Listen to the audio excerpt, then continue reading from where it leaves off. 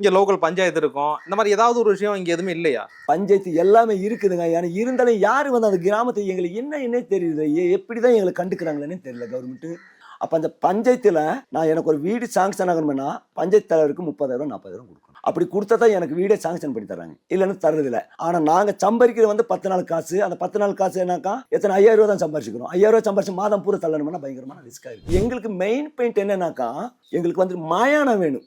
மயானத்துக்கு நான் ஒரு 25 வருஷம் காலமா எல்லாருக்கும் மனு கலெக்டர் வரைக்கும் மனு கொடுத்தாச்சு. நான் எங்களுக்கு சுடுகான மயானம் இல்லாம கண்டா பக்கமா போட்டு புதைச்சிட்டு கிடக்குறோம். ஆனா அந்த பூமி அந்த வறட்சி நிவாரணம் சொல்லிட்டு வந்தோம்னாக்கா அந்த இதுல எடுத்துடுறாங்க. அப்ப உங்களுக்கு தான் அப்ப நான் இருந்தவன் இங்க பாரம்பரிய வாழ்ந்தவனுக்கு எங்க எனக்கு பூமி இல்லாம இருக்குது. ஏன் பூமி இல்லை எனக்கு? இப்படி ஒரு பிரச்சனை இருக்கு, எங்க நிலம் எங்க அப்படின்னு நீங்க கேக்குறீங்க. இப்ப தாத்தா காலத்துல இருந்து ஒரு நிலம் வச்சிருப்பாங்கல்ல, அதுக்கான எந்த டாக்குமெண்ட்டுமே இல்லையா? நாம் அதை உழவு செய்யறது, விவசாயம், ராயம், சோளம், கம்போ கூட விதைச்சிக்கிறது, அதை பயன்பாட்டுக்கு எடுத்து வச்சுட்டு கம்பெனி அப்படியே இருந்துக்குது. ஒரு லோனு வாங்குறதுனால எங்களுக்கு அடிப்படை வசதிக்கு அதுக்கு தெரியாது. அதுக்கெல்லாம் ரெக்கார்டு கேட்குறாங்க. அப்போ நம்ம எப்படி ரெக்கார்ட் பண்ணுறதுன்னு புரியவே மாட்டேங்குது. பாரு என் பேரில் தான் பட்டா இருக்குது, நீ ஏன் என் கார்டை ஓட்ட முடியும்? நீங்க உங்க தாத்தா பேர்ல இருந்து சொல்றீங்கல்ல, அந்த டாக்குமெண்ட்டை காட்டலாம்ல. வீரப்ப கேஸில் பாதிக்கப்பட்டவங்களை ஜெயிலில் போய் சிறையில் போய் பிடிச்சி கொண்டு போய் வச்சுட்டாங்க. அவங்க அங்கேருந்து ஒரு தபால் போடுவாங்க. ஊருக்கு இத்தனை தேதியில் எங்களுக்கு வாய்தா இருக்குது, நீங்கள் வாங்க, எங்களுக்கு ஏதோ பீடியை தீப்பெட்டி வாங்கி கொடுப்பீங்களா அப்படின்னு சொல்லிட்டு எங்களுக்கு அந்த கடிதம் போடுவாங்க. எங்களுக்கு அந்த கடிதம் படித்து சொல்றதுக்கு எங்கள் ஊரில் ஆட்கள் கிடையாது, படிப்பறிவில். அதனால அப்போ நாங்கள் உங்கள் மாதிரி படித்தாலும் கொண்டு போய் காமிச்சோம்னா நாளைக்கு போகணும். அவங்க என்ன சொல்லுவாங்க, நாளானிக்காம நீங்கள் கோர்ட் போகணுன்றுவாங்க. அப்போ நமக்கு அந்த படிப்பு தெரிஞ்சதுனால நம்ம இன்னைக்கு தான் போகலாம் அப்படின்னு புரிஞ்சுக்க முடியும்.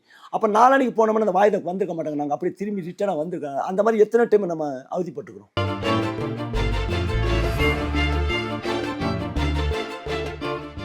தமிழர் கழகம் நேயர்களுக்கு வணக்கம். இன்று நம்மோடு வன உரிமை குழு தலைவர் மாதன் இணைந்திருக்கிறார். வணக்கம் மாதன். சோழகர் தொட்டி இந்த பேரே ஒரு வித்தியாசமா இருக்கு. இங்க எத்தனை கிராமங்கள் இருக்கு? இந்த பழங்குடியின கிராமங்கள் அப்படின்னாலே எவ்வளவு காலங்கள் வந்தாலுமே நிறைய வசதி இல்லை, இப்படி ஒரு குற்றச்சாட்டு இருக்கு. இங்க அடிப்படை தேவை என்ன இருக்கு? அதாவது இது செஞ்சு கொடுத்தா ரொம்ப நல்லா இருக்கும் அப்படின்னா என்ன நினைக்கிறீங்க? செஞ்சு கொடுத்தோம்னாக்கா எங்களுக்கு வந்துட்டு வீடு வாசல் வசதி கிடையாது. அப்புறம் இந்த குடிநீர் தண்ணி ஏதோ ஓரளவுக்கு அது ஒரு பிரச்சனை டெவலப் ஆயிடுச்சு. அப்புறம் இந்த கரண்ட் பிரச்சனைகள், இந்த லைட்டு, அப்போ வீடு சில வீட்டில் கரண்ட் இல்லாமல் இருக்கிறோடைய பிரச்சனைகள், அந்த மாதிரியெல்லாம் இருக்குது. ஏன்னா இதில் வந்துட்டு என்ன சொல்ல வரணும்னா, இப்போ நம்ம ஒரு ஏதோ ஒரு ஆஃபீஸர் அதிகாரி போய் பார்க்கணும்னா ஒரு விண்ணப்பத்தை கொண்டு போய் கொடுத்தோம்னா எங்களை மதிக்கிறதுக்கு மட்டத்துக்கு அந்த லெவலுக்கு நாங்கள் போய் கேட்குற அளவுக்கு எங்களுக்கு அந்த தகுதி பத்துறதில்ல. ஏன் ஏன் அப்படி சொல்றீங்க? ஏன் அப்படி சொல்றேன்னாக்கா எங்களுக்கு எந்த ஆஃபீஸில் போயிட்டு யாரையும் கேட்கணும், சேர்ல எல்லாம் உட்காந்துருப்பாங்க. எந்த அதிகாரி எங்களுக்கு பார்க்க வேண்டிய அதிகாரி யாரு, வேற டீம்ல உட்காந்து அதிகாரி யாரு, அது நம்ம கொஞ்சம் புரிஞ்சு வச்சுக்கனால நான் சொல்லிட்டு இருக்கேன். என்னன்னா மித்த இந்த பழங்குடியினர் மக்களுக்கு வந்துட்டு எந்த ஆஃபீஸ், இப்போ ஒரு தாலுக்கா ஆஃபீஸ்ன்னு சொல்லிடுறோம், அங்கே ஒரு ஆள் உட்காந்துருந்தா உங்களை வந்து நேரில் பார்த்துடலாம். அதில் என்ன இப்போதுன்னா ஒரு 10-20 பேர் சேர போட்டு உட்காந்துருப்பாங்க. இல்லை உங்ககிட்ட கொடுக்கணுமா அந்த பாமை, இல்லை அவர்கிட்ட கொடுக்கணுமா, இந்த மாதிரி எல்லாம் ஒரு பயந்தாரி ஆகிட்டு பயந்துடுறாங்க. போயிட்டோம்னா அந்த வாசப்படிக்கு பின்னாடியே உத்து பார்ப்பாங்கப்பா, என்ன பேசுவாங்களா, என்ன சொல்லுவாங்களா. இப்போ வரைக்கும் அப்படிதான் இருக்காங்களா? இனிமே அப்படிதான் நடந்துட்டு இருக்கிறோம்.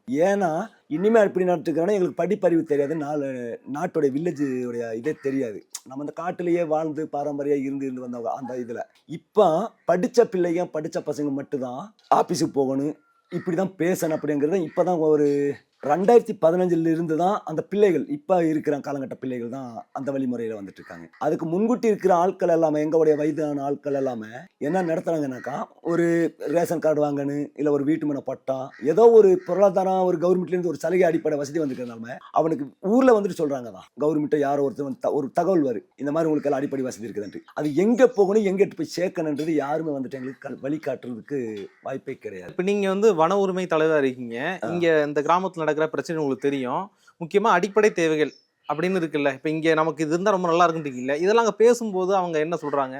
இது எல்லாம் இப்போ தான் இப்போ என்ன 2004 தான் எங்களுக்கு இந்த இதெல்லாம் கிடச்சிது. வன உரிமை சட்டமே வந்துட்டு 2004 தான் கிடைக்குது எங்களுக்கு. அது வரைக்கும் டைகர் ரிசர்வ்னு சொல்லிட்டு எல்லாமே தடை பண்ணி வச்சுருந்தாங்க, மகசூல் பதிவு பூராமல். அதுவும் வந்துட்டு எங்களுக்கு நியாயமான முறையில் எல்லா மகசூலையும் எங்களுக்கு கொடுக்கல.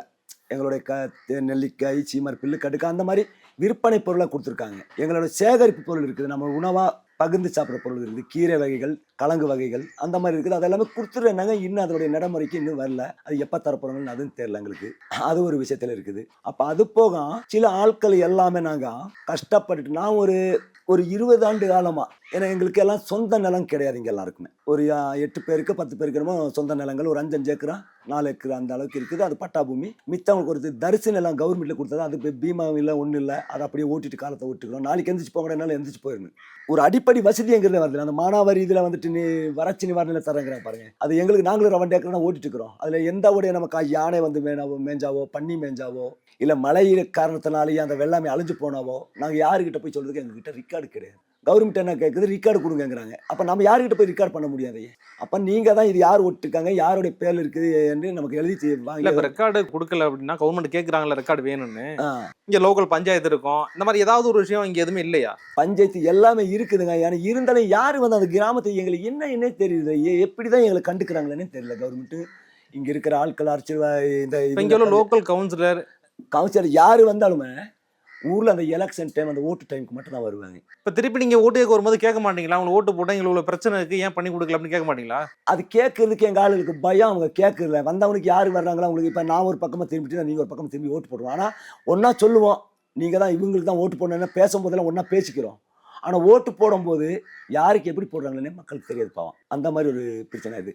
இப்போ நான் வந்துட்டு ஒரு கட்சியில் இருக்கேன், நீங்கள் ஒரு கட்சி இருக்கேன்னு வைங்க. அந்த ஓட்டை வந்துட்டு எங்களுக்கு தான் போடணும்னு சொல்லி இந்த ஊர் மக்கள் எல்லாம் சொல்லிட்டு பேசியிருப்பாங்க. ஆனால் அந்த ஓட்டை வந்துட்டு நிரந்தரமாக யாருக்கு அந்த ஒற்றுமையாக போட தெரியுதுல. அதில் இப்போ 4 ஓட்டுக்காரர் இருக்காங்க, 4 ஓட்டு 4 பக்கமாக போயிடுது, 4 பக்கமாக போடுறாங்க. யாருக்குன்ட்டு நிர்ணயம் பண்ணும்போது பேசுறது எல்லாமே நிர்ணயத்தில் பண்ணுறோம். மக்கள் எல்லாம் ஒன்றா கூடி இன்னருக்கு போட்டால் தான் நம்ம எதுவும் பண்ணலாம் அப்படின்ட்டு. ஆனால் அந்த ஓட்டு போய் போடும்போது அவங்களுக்கு மக்களுக்கு எதுவும் தெரியாதனால யாருக்காவது ஓட்டு போட்டு வந்துடுறாங்க. அப்போ ஜெயிச்சவங்க நான் போட்டனும் போடலையோ ஜெயிச்சாச்சு. அப்போ அந்த மக்களுடைய சேவை பண்ணது தானே. இங்கே எத்தனை குடும்பங்கள் இருக்கு ஐயா? 65 குடும்பங்கள். எத்தனை வருடமாக இங்கே இருக்கீங்க? உங்களோட பூர்வீகம் இதுதானா?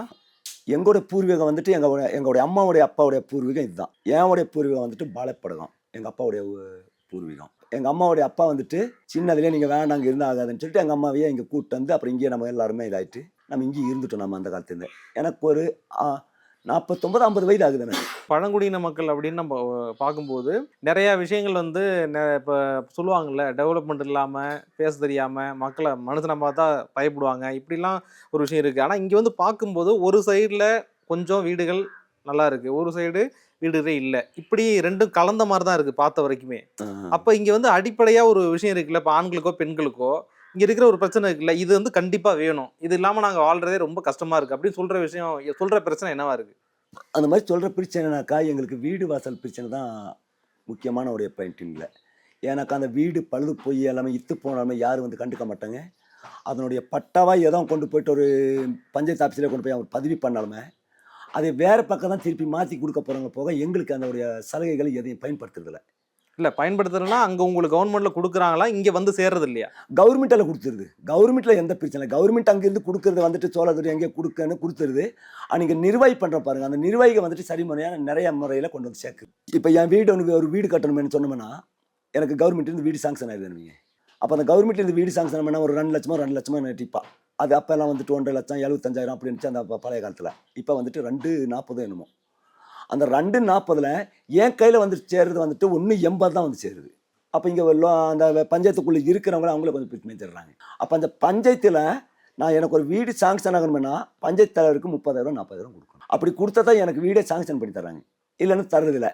அப்போ நாங்கள் பார்த்தா எங்களுக்கு ரெகுலரிட்டியாக வேலை கிடையாது. நாங்கள் கூலி வேலைக்கு போனால் தான் எங்களை வயிற்று பொழப்ப நடக்குது. அப்போ நம்ம கூலி வேலைக்கு போனோம்னா ரெகுலரிட்டியாக கூலி கிடச்சா கூட அவங்களுக்கு கொடுத்துல வாங்கி ஏதோ ஒரு பக்கம் கடன் விடணும். எங்களுக்கு அந்த மாதத்தில் 10 நாள் வேலை கிடைக்கிறதே கஷ்டம் தான். இந்த கூலி வேலைக்கு போகிறேங்கிறீங்க, மாதத்தில் 10 நாள் தான் வேலைங்கிறீங்க. ஒரு நாளைக்கு எவ்வளோ வந்து உங்களுக்கு வருமானம் வரும் கூலி வேலைக்கு போனால்? எங்களுக்கு இப்போ தான் 450 ரூபா 500 ஏற்றிருக்காங்க. அப்போல்லாம் வந்துட்டு 300 350 ரூபா தான் எங்களுக்கு கூலி வேலையை. அப்போ அதில் வந்துட்டு என் பிள்ளைய படிக்க வைக்கணும், என் பையனை படிக்க வைக்கணும், சோப்பு இப்போ எல்லாமே வீட்டோட செலவும் இருக்குது. ஆனால் அந்த அந்த அந்த வேலை போய் அந்த கூலி காசை செஞ்சுட்டு வந்தோம்னா அந்த காசு எங்களுக்கு பற்றாக்குறை. ஏன்னா மாதம் பூரா நம்ம சம்பளத்துக்கு போனால் தான் எங்களுக்கு சரியான முறையில் இதாகுது. அந்த மாதம் பூரா போகிறதுனால வேலைக்கு ஒரு 10 நாள் வேலை கிடைக்கிறதுனால தான் எங்களுக்கு எல்லாமே ஈழ்மையாகவே இது இருக்குது. உங்களுக்கு மாதம் எவ்வளோ காசு வந்தால் வருமானம் இங்கே கரெக்டாக இருக்கும், ஏன் நான் உங்கள் செலவை பார்த்துக்க முடியும் அப்படின்னா? இது பார்க்கும்போதுனாக்கா இப்போ எனக்கு 500 ரூபா கூலி வாங்குறாங்க. அப்போ மாதத்தில் எவ்வளோ ஆகுது? எனக்கு 15,000 ரூபா சம்பளம் ஆகுது. அப்போ அந்த 15,000 ரூபா வந்தால் கூட ஒரு 2,000 ரூபா மீதி படித்து ஒரு 13,000 ரூபா செலவு பண்ணிக்கலாம். பள்ளிக்கூட குழந்தைகளுக்கு, எங்களுக்கு வீட்டு செலவுக்கு, வெளியே போக்குவரத்து செலவுக்கு அப்படியெல்லாம் நடைமுறை பயன்படுத்திக்கலாம். ஆனால் நாங்கள் சம்பாதிக்கிறது வந்து 10 நாள் காசு. அந்த 10 நாள் காசு என்னாக்கா எத்தனை 5,000 ரூபா தான் சம்பாதிச்சிக்கிறோம். 5,000 ரூபா சம்பாதிச்சு மாதம் பூரா தள்ளணும்னா பயங்கரமான ரிஸ்க்காக இருக்குது. பிள்ளைங்களை படிக்க வைக்கணும், படிக்கிறதுக்கு காசு இல்லை, இல்லை இங்கே பத்த மாட்டாங்குது இப்படி சொல்லும்போது இங்கே எத்தனை பேர் படிக்கிறாங்க? இப்போ உங்கள் தலைமுறை விட்டுருங்க, இப்போ உள்ள பசங்க எவ்வளோ பேர் படிக்கிறாங்க? இங்கேருந்து படிச்சு யாரும் வெளில போயிருக்காங்களா? இங்கிருந்து படிச்சு யாரும் வெளியில போல. எங்க மச்சானுடைய என் தங்கச்சி பிள்ளைங்க மட்டும் 3 பேர் டிகிரியா படிச்சிருக்காங்க, இன்னும் படிச்சுட்டே இருக்குது. ஆனா அதுல ஒண்ணு வந்துட்டு WW இதுல ஒரு பிள்ளை வேலைக்கு போயிட்டு இருக்குது. அது டெம்பரவரி வேலை தான் போயிட்டு இருக்குது, அது இன்னும் நிரந்தர வேலையா இல்லை. அப்புறம் இன்னொன்று வந்துட்டு அந்த விவசாயியோடைய இதில் அது ஒரு வெண்ணிலான்ட்டு அந்த புள்ள போயிட்டு இருக்குது. ரேவதியும் சுந்தரி தான் அந்த WW இதுக்கும் போயிட்டு இருக்குதுங்க, அந்த கழுகோடைய இதுன்னு சொல்லிட்டு. அது 2 பிள்ளைங்க. அப்புறம் அது போக அவங்க அக்கா வந்துட்டு படிச்சுட்டு கலெக்டர் படிப்பாக படிச்சுட்டு இருக்கிறேன் அப்படின்னு சொல்லிட்டு அது படிப்பு இன்னும் போயிட்டே இருக்குது. அதுக்கு எந்த இதோடைய இதே இல்லை. அப்போ எங்களுடைய ஆட்கள் இதில் என்னன்னாக்கா, எங்களால் படிப்புக்கு மேலே கொண்டு போகிறதுக்கு என்ன இதுனாக்கா, எங்ககிட்ட பண காசு பலம் கிடையாது. அப்புறம் எங்களுக்கு சொத்து சுகம் பலம் கிடையாது. அப்போ ஏதோ சொத்து இருந்தால் கூட விற்று போட்டு கூட ஏதோ பயன்படுத்தலாம். அப்போ ஆனால் இங்கே இருக்கிற அக்கம் பக்கம் இருக்கிற காடு வீடெல்லாம் எங்கள் தாத்தா முப்பட்டவங்களுக்கு தான். ஆனால் அவங்க இல்லை, வேறு ஆட்கள் தான் அந்த காடும் வீடும் பேர் வருது. அப்போ எங்களுடைய நிலங்கள் எங்களுடைய காடுகள் எங்கே போச்சு? அடிப்படை வசதினா ஒரு பிரச்சனை, எல்லா பிரச்சனையும் அடிப்படை வசதி பிரச்சனை இருக்குது. எல்லா பிரச்சனையும் அடிப்படை பிரச்சனை. அது என்ன பிரச்சனை? எல்லா பிரச்சனைனாக்கா, இப்போ பாருங்கள், நாங்கள் இயற்கை இருக்கும்போது எங்களுக்கு எந்த தொந்தரவு இல்லாமல் இந்த பெஞ்சிங் இந்த வேலையெல்லாம் இல்லாமல் போது நாங்கள் அவுட் சைடு எங்கே போனாலுமே யாருமே இது இல்லாமல் பாரம்பரியம் நாங்கள் பாத்ரூம் எல்லாம் போயிட்டு வச்சுருந்தோம். அதாவது நீங்கள் முன்னாடி காட்டுக்குள்ளே இருக்கும்போது சொல்லுங்கள், நம்ம காட்டுக்குள்ளே இப்போ இங்கே இருக்கும்போது இந்த பெஞ்சிங் இந்த எர்த்து இந்த ட்ரன்ச்சு இப்படி வந்த பின்னாடி தான் எங்களுக்கு எல்லாமே நெருக்கடியாக கொண்டு வந்துட்டாங்க. அதாவது இந்த கரண்ட் வசதி இப்படி வரும்போது இந்த மாதிரி வேலி இதெல்லாம் போட்டேன். இப்போ உங்களோட காம்போடனா நீங்கள் அந்த பெஞ்சிங் பூரா சுத்தியும் பண்ணிடுறீங்க. நம்ம அங்கே முதல் வந்துட்டு ரெகுலராக அங்கே போகிறதுக்கு போக்குவரத்து வழியெல்லாம் இருந்துச்சு. நம்ம அவுட்டில் போகிறதுக்கு பாத்ரூமா இன்னொன்று எல்லாத்துக்குமே அந்த மாதிரி ஒரு இருந்துச்சு. இப்போ எல்லாம் நெருக்கடியாக கொண்டு வந்ததுனால இந்த பெண்கள் போகிறதுக்கு ரொம்பவே சிரமமாக இருக்குது. பெண்களும் போயிட்டு பாத்ரூம் போகவே முடியறதில்ல. ஆண்கள் கூட எப்படி ஒரு வகையில் ஏதோ ஒரு பக்கம் போயிட்டு நாங்கள் ஆண்கள் கூட வந்துடுறோம், அது ஒரு மாதிரி இருக்குது. அப்புறம் நாம் எல்லாமே போயிட்டு இந்த பஞ்சாயத்தில் போய் சொன்னோம்னா இந்த பஞ்சாயத்துக்காரர் எதையும் எங்களை கண்டுக்கவே மாட்டேங்கிறாங்க. ஏன் நான் கண்டுக்க மாட்டேங்கிறாங்க என்னென்ன புரிய மாட்டேங்குது. இவங்க என்ன ஒரு மலைவாசி தான் நினைக்கிறாங்களே என்னென்ன தெரியல எங்களை. ஐயா இந்த மாதிரி பாருங்க, மழை பெஞ்சவனே எங்கள் ஊர் பூரா வீதி பூரான்றது சாக்கடை தண்ணியெல்லாம் வந்துட்டு அடிச்சுட்டு மேலே இதெல்லாம் வந்து நின்றுதுங்க. இதெல்லாம் ட்ரைனேஜ் எல்லாம் கிளீன் பண்ணி சுகாதாரம் பண்ணித்தாங்கன்னா அதுக்கு வந்து ஏற்றிட்டு வரவே மாட்டாங்க. அது போக இந்த கழிவு தண்ணிகள் கொஞ்சம் கிளீனாக பண்ணித்தரன்ட்டு அந்த பஞ்சாயத்து ஆஃபீஸில் போய் சொன்னோம்னா சரி அனுப்புறேன்னு சொல்கிறாங்க, அனுப்பவே மாட்டாங்க. இந்த மாதிரி பிரச்சனைகள் எல்லாம் நிறைய உடைய இதுகள் இருக்குது. அப்போ எங்களுக்கு மெயின் பாயிண்ட் என்னன்னாக்கா, எங்களுக்கு வந்து மயானம் வேணும். மயானத்துக்கு நான் ஒரு 25 வருஷங்காலமாக எல்லாருக்கும் கலெக்டர் வரைக்கும் மனு கொடுத்தாச்சு. நான் நிறைய டைம் கலெக்டர் வரைக்கும் கொடுத்து எல்லாருக்குமே பிட்டிஷனாக எழுதி போடுது. அது நிறைய பேப்பர்ஸ் எல்லாம் வச்சிருக்கேன் நான் அதனுடைய இதெல்லாமே. அப்போ என்ன சொன்னாங்கன்னா ஆச்சப்பா குரு அப்படின்னு சொல்லிடுறாங்க, தம்பி வந்து பார்த்து உங்களுக்கு சரி பண்ணி கொடுத்துருவாங்க. ஆனால் எனக்கு கவர்மெண்ட்டில் இருந்து ஒரு தரிசனம்லாம் பரம்போக்கு நிலம் தான் என்கிட்ட இருக்குது. ஒரு 2 ஏக்கர் 1.5 ஏக்கர். அந்த இதில் என் சொந்தத்தில் யாரோ ஒரு இழப்பாயிருச்சுன்னா அவங்களுக்கெல்லாம் சில ஆளுகளுக்கு காடு இருக்காது. அவங்களையே நம்ம சொந்த இதில் பயன்பாட்டில் நாங்கள் அதை வந்துட்டு என் தங்கி வச்சு பசங்க தான் என் தம்பி தான் அப்படின்ற மாதிரி ஒரு சொந்தத்தில் இளவாயிருச்சுன்னா அதை நம்ம கொண்டு போய் நம்ம இதில் பயன்படுத்திக்கிறோம். எங்களுக்கு சுடுகான மயானம் இல்லாமல் கண்டா பக்கமாக போட்டு புதைச்சிட்டு கிடக்குறோம். அதாவது இப்போ யாரும் இறந்துறாங்கன்னா உங்கள் இடத்துல தான் நீங்கள் புதைச்சிட்டீங்க எரிச்சிட்டீங்க எப்படி பண்ணுறீங்களா? அதுதான் பாருங்க, என் சொந்தத்தில் என் ஃபேமிலி மட்டும் தான் நான் அதை பயன்படுத்திக்குவேன். அடுத்தவங்களுக்கு இப்போ உங்களுக்கு வந்துட்டு காடை இல்லைன்னு வைங்க, உங்கள் இதில் ஏதோ ஒரு இறப்பாயிருது, உங்களுக்கு இடமே இல்லை, சுடுகாடே இல்லை, நம்ம எங்கே போய் சுடுகாடில் புதைக்கிறது? அப்போ அதெல்லாம் கவர்மெண்ட் செஞ்சு தரணும் தானே மக்களுக்காக. அப்போ இங்கே இடம் இல்லாதவங்க எங்கே அதை பண்ணுறாங்க? அது நிறைய டைம் நாங்களும் போராடி பயங்கரமான இதாகிங்க. இந்த டைமில் ராசான்ட்டு அவர் வந்தார். ஐயா நாங்கள் வந்துட்டு தயவுசெய்து உங்களுக்கு கையெழுத்து கும்பிடுறோம், நானும் நிறைய டைம் எழுதி எனக்கு போதும் இப்போ உங்களுக்கு நேரில் சந்திச்சு பேசுகிறேங்க ஐயா அப்படின்னு சொல்லி அவருக்கு நேரில் சந்திச்சு பேசினேன். அவர் ஆச்சப்பான்ட்டு யாருக்கிட்ட ஒரு இன்ட்ரி எழுதிக்குங்க அப்போ அப்படின்னு எழுதினாரு. மறுபடியும் அது என்னோட ரிஸ்பிஷனே எனக்கு வரல. எங்களுக்கு மெயின் பாயிண்ட் இப்போ ஒரு இழப்பாயிருச்சுன்னா அந்த இறந்தவனை எங்கே கொண்டு போய் பதிக்கிறது, எங்கே போய் வைக்கிறது? ரோட்டில் வீச முடியுமா, இல்லை காட்டுக்குள்ளே கொண்டு போய் வீசுறது பாரிசுக்காரன் விட்டுருவானா? அப்போ ஒரு கிராமம் என்ன எங்கள் சோழகர் தொட்டிக்கு மட்டும் கிடையாது, எல்லா ஊர் மக்கள் இருந்துச்சுன்னா எல்லா ஊர் மக்களுக்கு ஒரு மயானன்னு கட்டி கொடுத்தா அது நல்லா இருக்குது, எல்லாருக்கும் யூஸ் ஆகுது. நான் வந்துட்டு பொதுவாக சோழர் தொட்டிக்கு மட்டும்தான் ஒரு இது கொடுத்துருங்க, சுடுகாடு மயானம் கொடுத்துருங்க, நாங்கள் சத்தம் மட்டும் எடுத்துக்கிறோம் பொதிச்சுக்கிறோன்னு கேட்கல. அவங்க கவர்மெண்ட்டு தத்துவ பேசும்போது கணக்கீடு எடுத்து பார்க்கணும். எந்தெந்த கிராமத்தில் வந்துட்டு மயானம் இல்லை, எந்த கிராமத்தில் மயானம் இருக்குது, அவங்களுக்கு என்னென்ன பண்ணி கொடுத்தா சரியாக இருக்குது அப்படின்னு அவங்களும் யோசிக்கணும். அவங்க எத்தனை டைம் சொன்னாதான் எத்தனை மனு எழுதி கொடுத்தாலும் அதை கண்டுக்கவே மாட்டேங்கிறாங்க. இதை எங்கே தான் கொண்டு போய் போடுறாங்களேன்னு எங்களுக்கு புரியவும் மாட்டேங்குது. இப்போ நான் எழுதி கொடுக்குற பேப்பரை என்ன கொண்டு போய் அந்த இதில் வச்சுருக்காங்களா ஆஃபீஸில், இல்லை வெளியே அங்கே கொண்டு போய் தூக்கி போட்டாங்களா அப்படிங்கிறோட இதுதான் எங்களுக்குமே நோக்கத்தை காட்டுது. அப்புறம் அது போக எங்களுக்கு ஒரு சொந்த நிலமென்ட்டு நாங்கள் அதை ஓட்டிட்டு இருந்தோம்னா அது ஒரு நான் 30-40 வருஷம் காலமாக ஓட்டிட்டு இருப்பேன் அந்த காடை. அந்த 30-40 வருஷம் காலமாக ஓட்டிட்டு இருக்கும்போது அந்த காடை இந்த வராட்சி நிவாரணம்னு வருது, அது எங்கேயோ கீழே இருக்கிறவங்களுக்கு எல்லாம் எங்களுக்கு தான் பூமின்ட்டு வந்துட்டு நீங்க வந்துட்டு எங்களை துரத்துறீங்கப்பா. ஏவோட காடு நீ எப்படி செஞ்சுக்க? உங்களுக்கு அந்த செடியும் இப்படி இருக்க மாட்டாங்க, அந்த காடு எந்த இடத்துல இருக்குதுன்னு உங்களுக்கே தெரியல. ஆனா அந்த பூமி அந்த வறட்சி நிவாரணம் சொல்லிட்டு வந்தோம்னாக்கா அந்த இதுல எடுத்துடுறாங்க. அப்ப உங்களுக்கு தான் அப்ப நான் இருந்தவன் இங்க பாரம்பரிய வாழ்ந்தவனுக்கு எங்க எனக்கு பூமி இல்லாம இருக்குது? ஏன் பூமி இல்லை எனக்கு? அப்ப நீங்க வெளியிலிருந்து வந்தவங்க மட்டும் ஏன் பூமி வந்துருது? எப்படி ஆச்சு அதெல்லாமே? இப்படி ஒரு பிரச்சனை இருக்கு, எங்க நிலம் எங்க அப்படின்னு நீங்க கேக்குறீங்க. இப்ப தாத்தா காலத்துல இருந்து ஒரு நிலம் வச்சிருப்பாங்கல்ல, அதுக்கான எந்த டாக்குமெண்ட்டுமே இல்லையா? ஆனா அது தாத்தாவுடைய பேர்ல பாரம்பரிய இது இருக்குது. இப்ப நாங்க வந்துட்டு ஒரு 4 பேரோ 6 பேரோ எங்க இதுல எங்க தாத்தாவுக்கு எங்க அப்பாவுக்கு நாங்க பிறந்திருப்போம். 4 ஆண் பசங்களும் 4 பிள்ளைகளும். ஆனா அந்த வாரிசு இதுல வந்துட்டு யார் அந்த பூமியை போயிட்டு நாங்க எப்படி திருப்பிக்கணும் என்ன செய்யணுட்டு அது எங்களுக்கு அதுவும் புரியுதில்ல. அது அப்படியே எங்க தாத்தாவுடைய பேர்லயே இருக்குது. அது எங்க தாத்தா முப்பாட்டை எப்ப செஞ்சாரோ அதே உடைய பேர்லயே அந்த பட்டாவை வச்சுட்டு இருக்கிறோம். அந்த பட்டா கொண்டு போயிட்டு நம்ம எப்படி திருப்பணும் எப்படி மாற்றணும் நம்ம காடை பங்கிக்கணும். எங்களுக்கு அந்த காடு கூட யாரும் பாகமே போட்டது கிடையாது, யாரும் பங்கி இது பண்ணதே கிடையாது. நாம் அதை உழவு செய்யறது, விவசாயம் ராயம் சோளம் கம்போ கூட விதைச்சிக்கிறது, அதை பயன்பாட்டுக்கு எடுத்து வச்சுட்டு கம்பெனி அப்படியே இருந்துக்குது. ஒரு லோனு வாங்குறதுனாலும் எங்களுக்கு அடிப்படை வசதிக்கு அதுக்கு தெரியாது. அதுக்கெல்லாம் ரிக்கார்டு கேட்குறாங்க. அப்போ நம்ம எப்படி ரிக்கார்ட் பண்ணுறதுன்னு புரியவே மாட்டேங்குது. அப்போ அதை புரிஞ்சு நீ உங்கள் மாதிரி ஆட்கள் சொன்னோம்னா அதை நம்ம அந்த ஆஃபீஸில் எடுத்து போய் கொடுத்தோம்னா தம்பி அங்கே உட்கார்ப்பா அப்படி எங்களோட வார்த்தை தான் வரப்போகுதா. சரி எதுக்கு வந்தீங்க என்ன அப்படின்ற சமஸ்தத்தை கூட எங்களை கேட்டு அதை விசாரிக்கவே மாட்டாங்க எங்களை. இப்படி இருக்கும்போது உங்க முன்னோர்களுக்கு இதுக்கு முன்னாடி எவ்வளவு நிலம் இருந்தது, இப்போ உங்களுக்கு எவ்வளவு நிலம் இருக்குங்க? முன்னோர்கள் இருந்த போது ஓரளவுக்கு நிலம் குறைஞ்சபட்சம் ஓரளவுக்கு நல்லாவே இருந்தாங்க. இப்போ வர வர எல்லாமே குறைஞ்சிட்டே வந்துச்சு எங்களுக்கு. இப்போ சில ஆளுகளுக்கெல்லாம் நிலமே இல்லை எங்களுக்கு. குறைச்சே வந்துச்சுன்னா எப்படி அவங்க எடுத்துக்கிறாங்களா இல்லை உங்கள்கிட்ட வாங்கிடுறாங்களா? இல்லை இப்போ அதான் நான் என் காடுன்ட்டு ஒரு 2 ஏக்கர் 3 ஏக்கர் பாரம்பரிச்சு நான் இருப்பேன் ஒரு 40-30 வருஷம் காலமாக. அது வந்துட்டு தச்சமயத்தில் நீங்கள் என்ன பண்ணிடுறாங்க, எனக்கு இந்த வறட்சி நிவாரணம் வந்த பின்னாடி அது என் பேரில் தான் அந்த காடு இருக்குது, நீங்கள் ஏன் ஓட்டுறீங்க? இல்லைங்க நாங்கள் தான் 30-40-50 வருஷமாக ஓட்டுறாங்க பாருங்க, பக்கத்து வில்லேஜ் கூட கேளுங்க யார் ஓட்டுறாங்கன்னு கூட நிரூபிக்கலாம் அப்படின்னு கேட்டால் அதில் ஏற்றிக்கவே மாட்டோம். பாரு என் பேரில் தான் பட்டா இருக்குது, நீ ஏன் என் காடை ஓட்ட முடியும்? இல்லையா இப்படி இருக்கும்போது நீங்கள் சொல்கிறீங்க 40 வருஷமாக வந்து நாங்கள் தான் பண்ணிக்கிட்டு இருக்கோன்னு, அவங்க ஒரு எங்கள் பேரில் இருக்குன்னு டாக்குமெண்ட் காட்டுறாங்க. நீங்கள் உங்கள் தாத்தா பேர் இருந்து சொல்கிறீங்கல்ல, அந்த டாக்குமெண்ட்டை காட்டலாம்ல? அந்த டாக்குமெண்ட் காட்டுறதுக்கு வேற காட்டு தான் இருக்குது. இப்போ நான் ஓட்டுற காட்டில் எங்கள் அப்பாவா எங்கள் தாத்தாவோட இதே இருக்காது. அப்புறம் எப்படி நீங்கள் அந்த காடு உங்கள் காடுன்னு சொல்லிட்டு பண்ணிக்கிட்டு இருக்கீங்க? எங்கள் காடுன்னா அது நான் செடி மரம் எல்லாம் வெட்டி நாங்கள் அந்த காடை வந்து யாரும் காடை பண்ணியிருக்க மாட்டாங்க. கவர்மெண்ட்டோட தரிசனம் சொல்லி தான் எல்லாமே அங்கே இதாக இருக்குதா. இல்லை இப்போ நீங்கள் அந்த பண்ணுறீங்கல்ல, அந்த காடு எல்லாம் வெட்டி சரி பண்ண சொல்கிறீங்க இல்லையா, அந்த நிலம் உங்கள்கிட்ட வரும்போது உங்களுக்கு ஏதாவது யாரும் சொன்னாங்களா அது உங்களோட காடு இல்லை வந்து அரசு கொடுத்துறாலாமா இப்படின்னு ஒன்று இருக்குல்ல, அந்த மாதிரி ஏதாவது இருக்கான்னு கேட்குறேன் நான். ஆமாங்க அதுதான் என்ன பண்ணிடுறாங்கனாக்கா எங்களுக்கு வந்துட்டு இந்த மெயிராட நப்பாடுன்ட்டு ஒரு டீமில் வந்திருக்கு ஒரு டைமில். அவங்க வந்துட்டு இந்த சொட்டையாக காடாக கடந்திருக்குது, இந்த காடை நீங்கள் ஓட்டிக்கலாம் அப்படின்னா அது எல்லாமே பூரா பட்டா பூமியே கிடையாது, எல்லாமே கவர்மெண்ட்டோட தரிசன நிலங்க தான். அதனால் அவங்க என்ன பண்ணிட்டாங்க, நீ ஒரு 2 ஏக்கரை வச்சு ஓட்டிக்கா, ஒரு 10 பேர் ஒரு குழுவாக அமைச்சு அவங்களுக்கு ஒரு 10 பேருக்கு 2 ஏக்கர் 1 ஏக்கர் மாதிரி கொடுத்துட்றாங்க.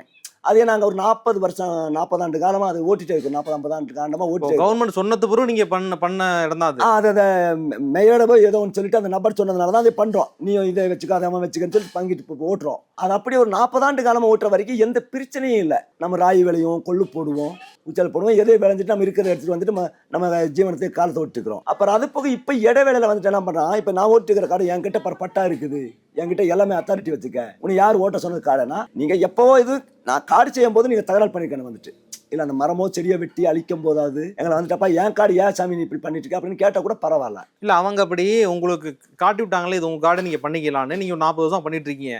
பண்ணும்போது எப்படியுமே நிலத்துக்குன்னு ஒரு வரி கட்டுவீங்களா, அந்த மாதிரிலாம் நீங்கள் கட்டினது இல்லையா? அந்த மாதிரி இதே சில ஆளுங்க கிட்ட கட்ட வச்சாங்க சில டைமில். அந்த ப்ரூஃப் எல்லாம் உங்கள்கிட்ட இருக்கா? சில ஆளுங்க கிட்ட இருக்குது, சில ஆளுங்க கிட்ட வாங்கல. அந்த மாதிரி அந்த இதே கட்டல, அந்த கந்தைய ரசீதியை நம்ம போடவே இல்லை. அந்த பீமான்னு சொல்லிட்டு ஒன்று போட்டு கொடுத்துட்டு இருந்தாங்க, அதுக்கிட்ட கந்தைய வரையும் வாங்கிட்டு இருந்தாங்க. அது இப்போ இதில் தச்சமைச்சு அதை நிப்பாட்டி யாருக்கிட்ட அதை வாங்குறதும் இல்லை, அதையும் இப்போ நிப்பாட்டிட்டாங்க.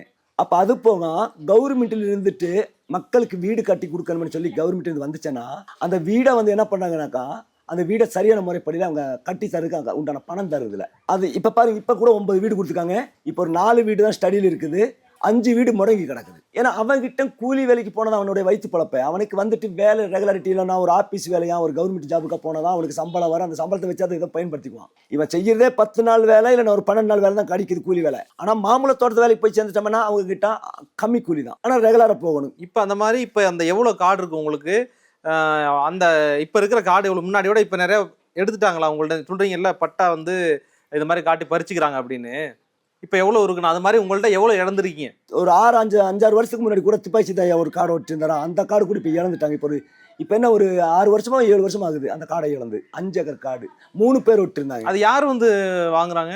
எல்லாம் கீழே இருந்து வர்றவங்க தான் எங்க காடு தான்ன்றாங்க. கீழே இருந்து வர்றவங்க தான் எங்க காடுன்னு சொல்லிட்டு. நீங்க இத்தனை வருஷமா எங்க போனீங்க கேட்கலையா நீங்க? நாங்க அதெல்லாம் கேட்டு எல்லாமே பண்ணாக்க அவங்க டாக்குமெண்ட்டை காட்டுறாங்க. என் காடு பாரியா என்னோட பேர்ல இருக்கு இல்ல, பட்டா. டாக்குமெண்ட் காட்டட்டும் ஐயா. இப்போ டாக்குமெண்ட் காட்டணும்னா இவ்வளவு வருஷமா இப்போ நாங்க பண்ணிட்டு இருக்கோம், அந்த டாக்குமெண்ட் இவ்வளவு நாளா எங்க இருந்து கேட்கலையா? திடீர்னு டாக்குமெண்ட்டை காட்டுறீங்க அப்படின்னு அப்படியெல்லாம் கேட்டானாக்கா நீ ஏன் காடு ஓட்டுறதுக்கு நீ யாரு அப்படின்னு கேக்குறாங்க. அப்படின்னு கேட்குறாங்க. திருப்பி எங்களை இதுக்கு பண்ணுறாங்க. அப்போ இந்த ஆஃபீஸ் அதிகாரிகள் எல்லாம் வந்துட்டு எங்களுக்கு யார் எந்த தொடர்பு வைக்கணுன்ட்டு எங்களுக்கு அந்த பழக்க வழக்கம் கிடையாது. அப்போ எங்கள் ஆட்கள் வந்துட்டு படிப்பறிவும் கிடையாது. எங்கள் மக்களுமே இப்போ இருக்கிற மக்கள் தான் ஒரு 12வது 10 +2 ஒன்று அப்படி படிச்சு போயிட்டுருக்காங்க. இப்போ எந்த குழந்தைய போய் படிக்க சொன்னாலும் கேட்டு படித்து சொல்லுதுங்க. முதல்ல அந்த படிப்பறிவெல்லாம் எங்களுக்கு இல்லவே இல்லை. நமக்கும் கொஞ்சம் படிப்பறிவு இருந்தால் நமக்கு தெரிஞ்சிருக்கு. அப்போ அந்த காலத்தில் நமக்கு படிப்பறிவெல்லாம் இல்லை. நம்ம எல்லாம் காட்டுக்குள்ளே இருந்த காட்டு கிழங்கு கீரை வகைகள் தேன் இந்த மாதிரியோட இதுலேயே நம்ம வாழ்ந்துட்டு வந்துட்டோம். நம்ம அந்த காடவே நம்பி வாழ்ந்துட்டோம் நாங்கள் எல்லாருமே. நமக்கு என்னென்னா எல்லாமே அங்கேயே கிடைக்குது. தேன் கிடைக்குது, நெல்லிக்காய் கிடைக்குது, சீமர்பில் கிடைக்குது, காட்டு கிழங்கு கிடைக்குது, காட்டு கீரைகள் கிடைக்குது. பலவிதமான பொருளாதாரம் கிடைக்கும் போது எங்களுக்கு அந்த உணவு வகை எந்த பிரச்சனை இல்லை. டவுனுக்குள்ளே கூட நாங்கள் அந்த மாதிரி உணவு சாப்பிட முடியாது. நீங்கள் என்ன மாதிரி ராகி சோளம் அதன்ட்டு விளையிறீங்க. நமக்கு அங்கே ஒன்றும் விளைய வேண்டியதில்லை. நாங்கள் தண்ணி ஊற்ற வேண்டியதில்லை. எந்த ஒரு இது போட வேண்டியதே இல்லை. மருந்து மாத்திரை எதுவும் போட வேண்டியதில்லை. தானாக மழை பெஞ்சா நாம அதை எடுத்து சாப்பிட்றதுக்கு நமக்கு அந்த ஒரு இது இருக்குது.